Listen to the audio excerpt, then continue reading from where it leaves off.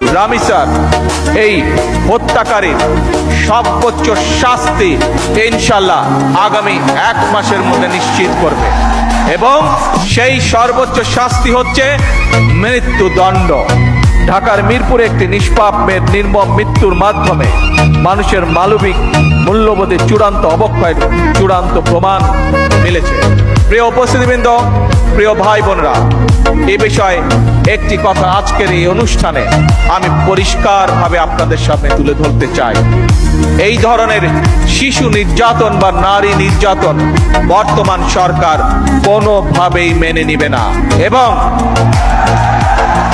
এবং বর্তমান সরকার rummy sir এই হত্যাকারীর সর্বোচ্চ শাস্তি ইনশাল্লাহ আগামী 1 মাসের মধ্যে নিশ্চিত করবে এবং সেই সর্বোচ্চ শাস্তি হচ্ছে মৃত্যুদণ্ড,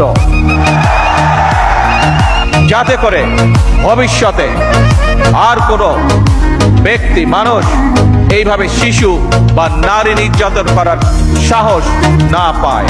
একটি নিরাপদ মানবিক রাষ্ট্র এবং সমাজ প্রতিষ্ঠা করতে হলে আমাদেরকে আইনের শাসন প্রতিষ্ঠা করতেই হবে, রাজনৈতিক সংস্কৃতির পরিবর্তন ঘটাতে হবে।